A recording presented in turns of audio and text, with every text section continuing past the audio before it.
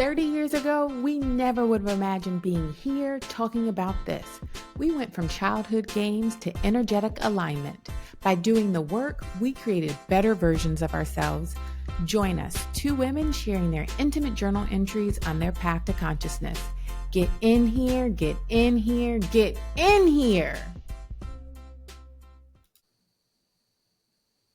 Waking up in a cold sweat, screaming, and absolutely terrified to fall asleep again. I've always had crazy dreams, but I didn't start paying attention to them until around 2020 when I got serious about my healing journey. The more spiritual I became, the more telling my dreams became. And they started out absolutely frightening, and sometimes they still are. But then they became instructive with very clear messages of things I needed to do, like recite the Lord's Prayer in times of worry, the importance of not wearing synthetic fabrics, or how to access the help of my ancestors and guides. And then they finally became glimpses into others and possibly my own past lives. Regardless, I believe dreams are incredibly important to our spiritual journey and worth our attention. So I started, and I encourage you to write them down, look up their meanings, or ask for clarity from your guides. I believe my dreams are the imagination of my soul. As a kid, I used to love to dream. Even today, I ask my kids every morning what they dreamt about. The question allows them to be as imaginative and weird as they want to be, because who cares? It's just a dream anyway. But now I know my dreams are so important. They reveal clues of your life's purpose or allow you to see and experience a loved one again. They can be hot and steamy, or you can be free falling to your demise. Whatever it is, it's meant to be interpreted. And now it's a very special pastime for me and my best friend. Join us as we open up about our dreams. Get in here, get in here, get in here, the podcast. My name is Zakkiya. And I'm Akilah. And each week we invite you to come in and learn from our very vulnerable and personal journal entries on how we have started and gained traction in our own spiritual awakening in the hope that it will help you find your own path and your own way to healing. So we're happy you're here. Yeah, we're talking about dreams today. Yes, so this episode is all about dreams. It's something Akilah and I have talked about all the time. Like we speak weekly, if not more. And the topic of conversation is always, girl, what did you dream about? Mm-hmm. Yeah, like I said, And I ask my kids all the time, and now I've started asking you. I love listening to your dreams. They're so detailed, okay? Like your dreams have a beginning, a middle, and end. And I feel like my dreams are just like snippets. Like I can remember the premise of it and like the 15-second take, but your dreams are just so descriptive. And so I love listening to them. So I'm glad we're able to share it with everybody today. yeah, and what's so crazy is I used to always liken my dreams to like action films or just like Mm, high intensity. I have had dreams where I am rescuing children from underground tunnels that's and the there are one I like love. explosions happening in the background. I've got an AR, whatever it's called, ready to defend myself and the kids that I am trying to rescue from these tunnels. Now, that we could go on a whole tangent about those dreams because I had a series of dreams about rescuing kids from like institutions and stuff like that. It was very like Look, Stranger Things at one point. And not now that you we with the machine guns. I was ready. I was like, I'm gonna get these kids to safety and I'm gonna do whatever I need to do. And now, Yeah. of course, when we see what is happening in the real world and we see the trafficking of children, it just makes me think about some of those dreams because a lot of those I was having in like 2017, 2018, 2019, but it was like a reoccurring theme of rescuing children, sometimes strangers, sometimes my own children. But I do liken it to whatever I'm personally going into my life, whatever is personally happening in my life, I can kind of see the parallel in my dreams. Yeah. Um, but there's one dream in particular that I had more recently that really sat with me. And it was after one of my first cousins, someone that I was very close with, passed away, maybe a month or so after her funeral, she came to me in a dream. Mhm. And we were in my house and she was helping me tidy up. And she was like, "Hey, you really need to tidy up around the house, like dusting, like doing that very like detailed cleaning." And I was like, "Okay, that's really thoughtful of you. Thank you." And then I have a bunch of vases or vases, whatever, girl. Was it vase? I say vase. Yeah, I Vase, say but vase. when it's multiple, is it still vase or does it come box? It don't matter. Oh. Okay, well, whatever. This is not a grammar lesson.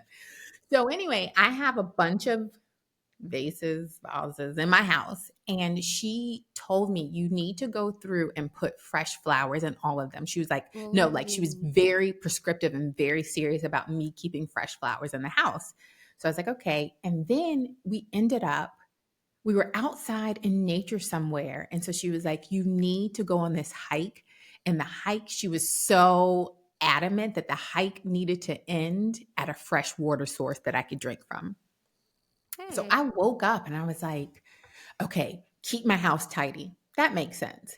Fresh flowers, I get that. And I was like, the hiking, I was like, I haven't been on a hike. There was a point when I was hiking all the time in the middle of the pandemic, but I hadn't been on a hike in a long time. But I also didn't know a hike that ended in a fresh water source either.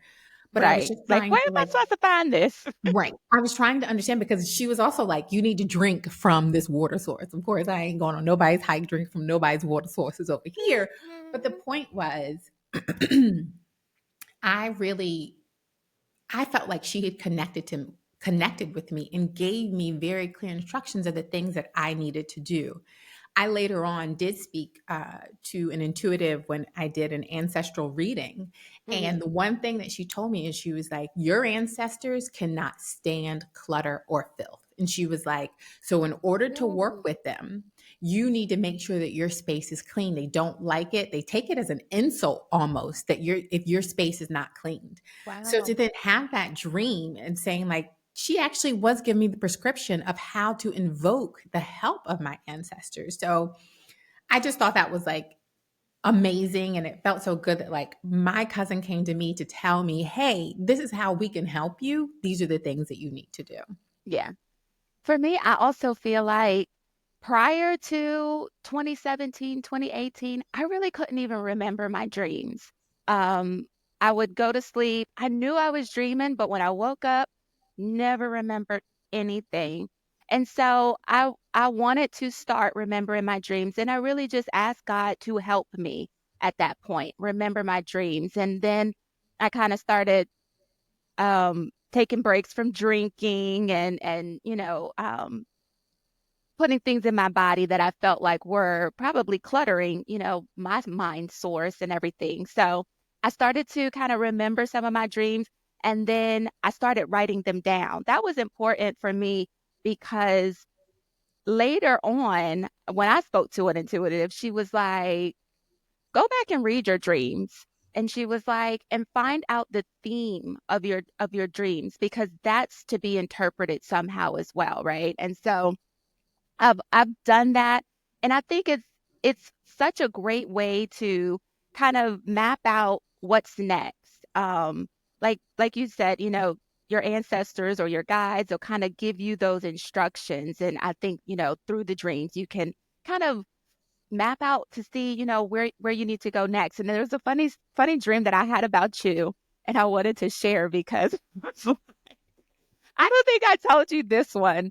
Like when we first kind of reconnected, I had a dream and all of my dreams have a theme around school for some reason, whether it's Hmm. like I'm in grade school or high school or even college. But this one, I was an adult, but I was in a school setting. So I was with like a coworker that I work with now.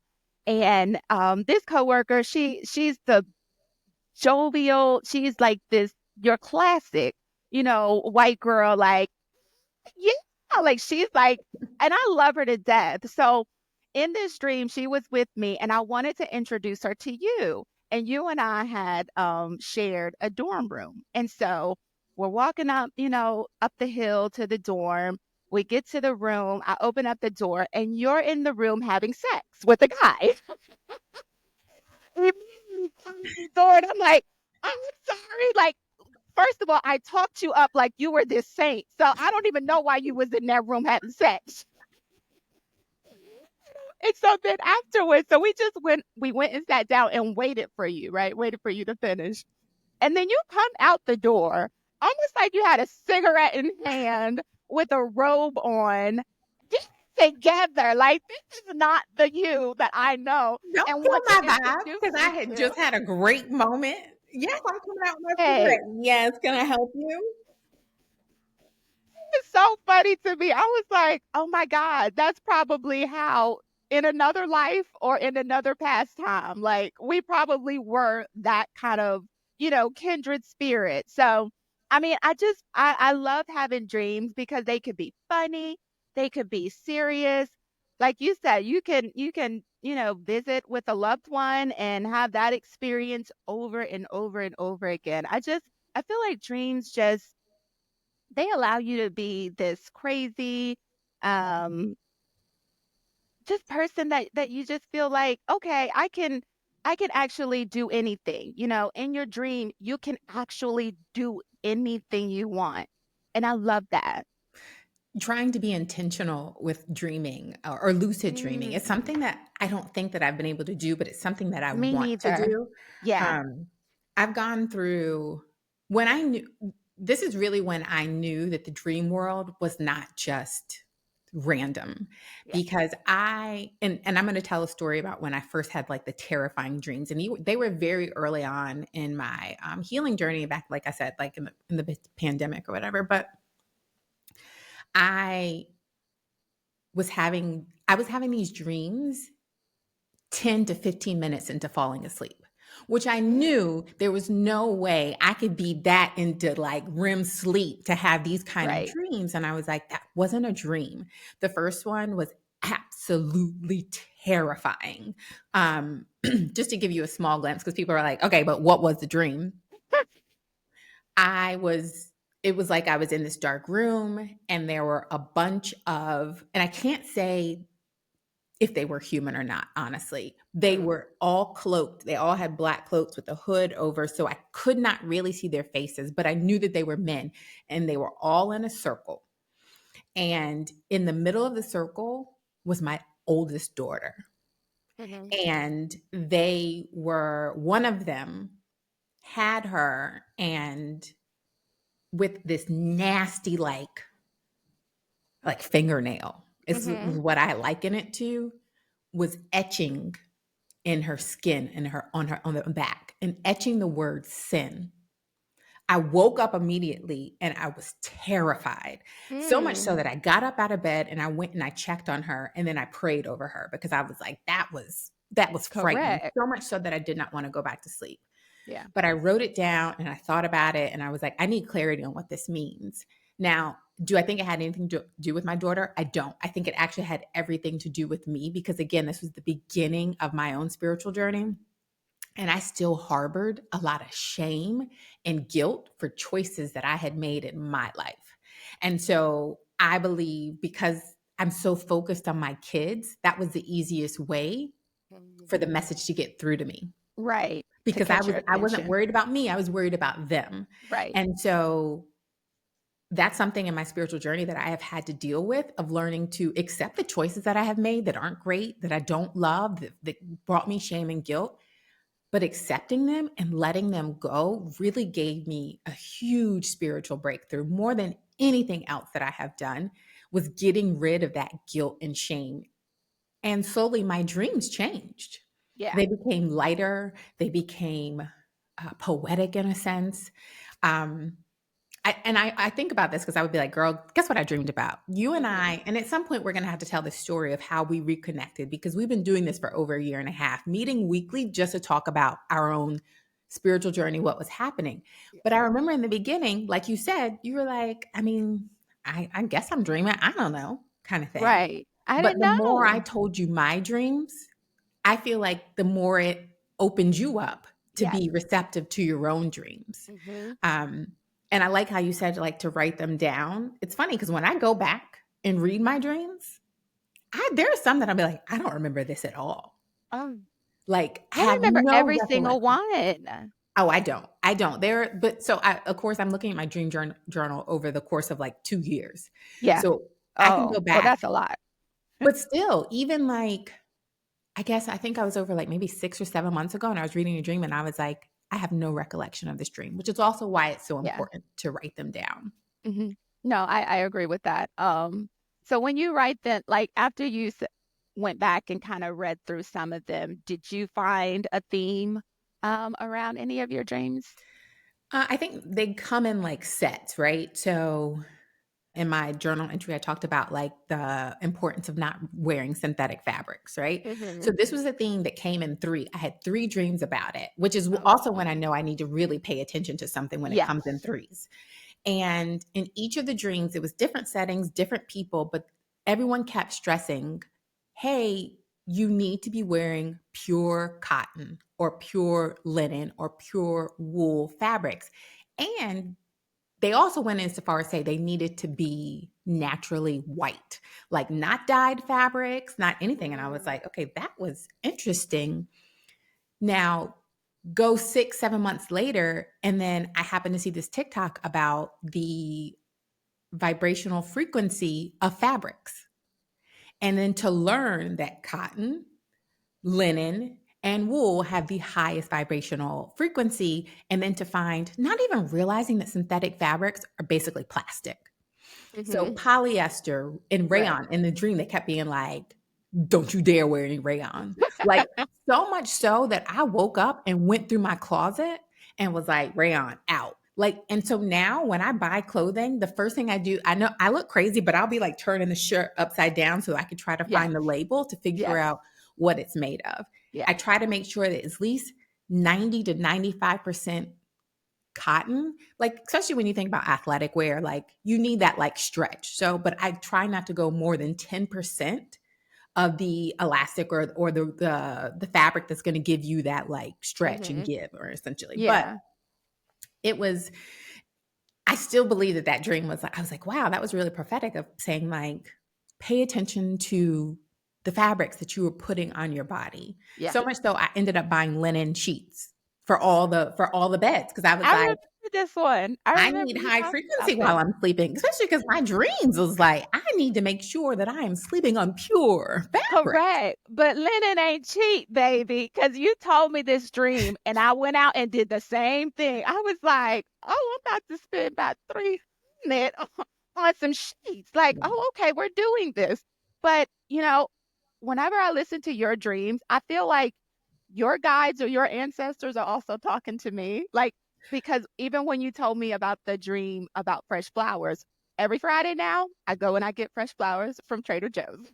I go and get my fresh flowers, and I went and got the sheets. Like, I feel like your ancestors be talking to me too. Well, that's because we've also realized we live very parallel lives because Yes, we do. so Akilah and I, we have a scheduled call every Friday. We try to get on to make sure that we talk. And it's funny because we really wouldn't talk during the week, but we would get on the call and we would talk about the things that happened that week. And she would be like, wait, girl, something like that happened to me Happened to too. me And too. we're having, so here we are, because we're not in the same state. Right. We're long distance and finding out that we are having the same experience states away from one another.